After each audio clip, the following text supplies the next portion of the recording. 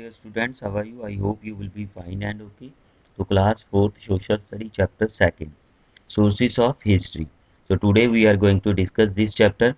I don't want you go outside and take SSC tuition. Now, I will provide you each and everything in simple language, simple way with relevant images. Okay, now let us start this chapter. Source of history. Okay, first of all we are going to know the meaning of this source of history. Things that are available today from the past through which we get to know about the past are called the source of history. Clear? I will provide you each and every word's meaning also in one or two lines. Okay, so things which are available today from the past through which we get to know about the past are called the source of history. Clear? Okay, source of history provide knowledge of the life and the events in the past. Clear? Two things. Anything which give us knowledge about the past, that is a source of history for us. Okay, source of history are two types. First, archaeological sources. Second one is literary resources. Sources. Two types of sources is there: archaeological and literary. Okay, first of all, we are going to know about the archaeological sources. Sources which have been built or created by the people in the past, known as archaeological sources. Okay, monument, coins, tools, and poetry are the some example of archaeological sources. Okay, so sources which have been built or created by the people in the past are known as archaeological sources. Monuments, coins, tool, potteries, artifacts, all these are part of archaeological sources. Clear? Okay. So next word is there, uh, excavation. Excavation is archaeological sources are dug up from the ground, and the process of digging up of these sources is known as excavation. Clear? Excavation meaning. Okay, now next, few important terms related to this chapter. Archaeology, the study of the past by examining the material remains, is called archaeology. So these are the most important points. The study of the past by examining the material remains is called archaeology. Archaeologists, the people who study the remains, are known as archaeologists. The people who study the remains are known as archaeologists. Same word is there. Excavation. Excavation means the archaeological sources are dug up from the ground, and the process of digging up of these sources is known as excavation. Clear? Okay. So first of all, archaeological sources. We are going to discuss now first part of sources, archaeological sources. Okay, archaeologist sources also further divided into three categories: monuments, artifacts, and coins. Okay, archaeological sources further divided into three categories: first, monuments, artifacts, and coins. All these, check here, all these are part of archaeological resources. Are monuments. Okay, so first part is monuments. Monuments are the old buildings which are constructed by the rulers of the past. Clear? Monuments are the old buildings which are constructed by the rulers of the past. These monuments can be building, forts, places, stepwell, rock painting, etc. So you can see here, stepwells is there, old buildings. Okay, cave, look there, cave shelter is there. Okay, so old building, all these old building known as monuments. Okay, these are constructed in the past by the rulers. Artifacts, next part is artifact. Second part is artifacts. Artifacts are man-made objects that were made and used in earlier time. So these are artifacts. Okay, these things made by man to use in the past. Okay, so all these things which are made by man is known as artifacts. Clear? Coins, important artifacts. The study of coin is known as numismatic. Numismatics. Clear? Okay, you can see here the picture of coins. Coin are very important source of the study of history. Earlier coins were made of gold, bronze, and silver. Some are made gold, bronze, some are made silver. Okay, The metal used to make these coins help us to study the economic life, and the metal the people uh, were familiar with, and we can know about the that king or queens which are using gold coin. It means they will be too much rich, that area will be too much rich. Okay, so we also know about which metal they know about. Okay, which metals they discovered that time, each and everything we know about them. And some of other coins have king or queen face is there. You can see here the king or queen face is there. That also give us knowledge about which king ruled that particular time. And some coins have god and goddess picture is there. That also give us which gods or goddess they worship. Okay, so these type of information we get from the coins. Inscriptions. Inscriptions are the writings and images that are carved on hard surface like temples, wall, stone, pillar, etc. What is inscription? Question can be framed here. Inscriptions are writing. Okay, you can see here writing on hard surface. Okay, it can be temple wall, wooden tablet, copper tablet. Okay, on stone, pillars. Clear? So now look this one. Epigraphy. You can say that this one a pillar, Ashoka pillar is there. Inscription. Okay. The study of inscription is known as epigraphy. The study of inscription is known as epigraphy. Clear? Now literary sources.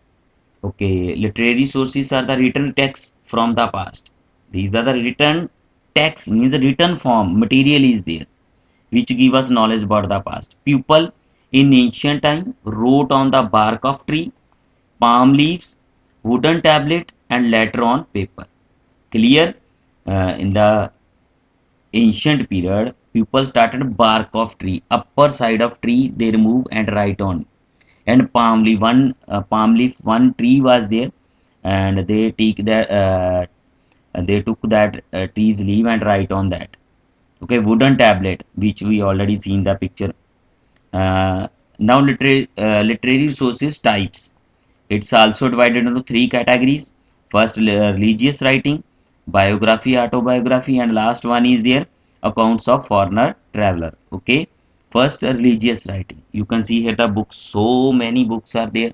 Upanishads, Ramayana, Mahabharata, Vedas. All these are religious writing. Clear? All these are religious writing. Ramayana and Mahabharata. These are two epics. Epics means the Ramayana and Mahabharata. Mahabharata is the world's longest epic is there. Okay, world's longest epic. Okay, so epic means a very long and exciting. Very long and exciting. Clear? Now next one. These are written on wooden tablet. Okay, so these are some example of religious writing. Religious source. The word Vedas implies meaning here to support something in an indirect way or without actually saying it. Okay, knowledge. Okay, Vedas, simple word Vedas meaning is knowledge. There are four Vedas: Rig Veda, Sham Veda, Yajur Veda, and Athra Veda. Rig, Shav, Yajur, and Athra Veda. The book shed light on the religious practices, social system, and cultural aspect of life of the people of that time.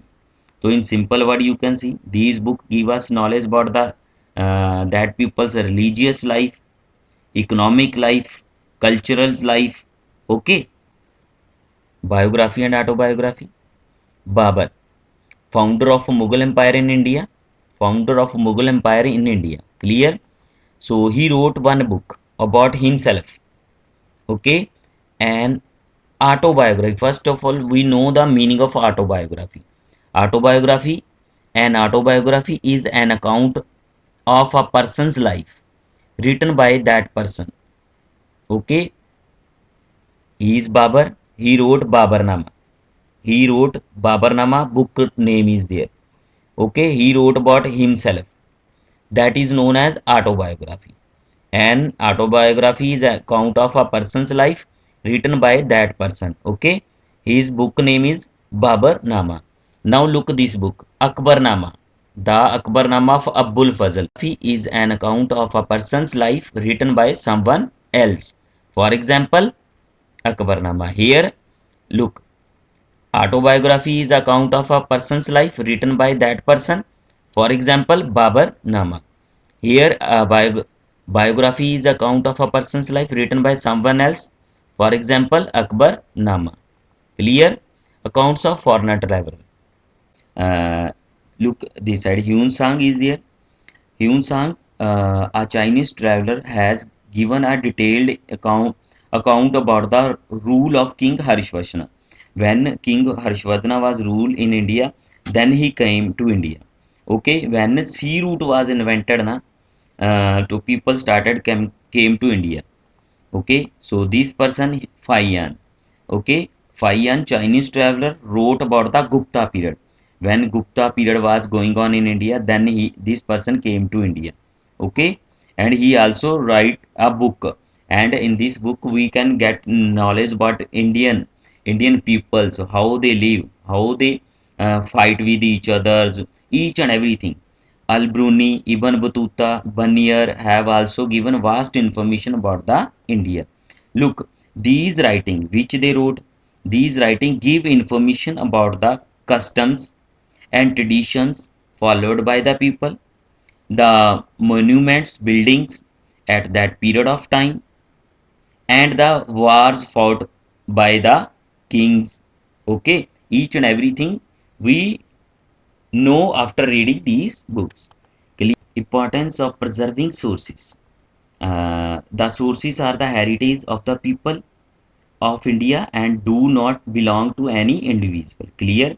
So these sources, archaeological sources, literary sources, are our heritage. These sources give us knowledge about our past. Okay, so the Archaeological Survey of India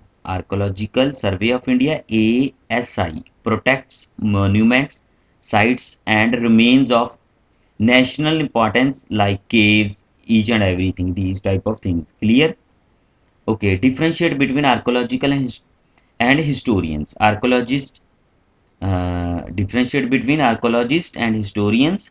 Archaeologists Archaeologists study the past by digging up material or artifacts belong to the past.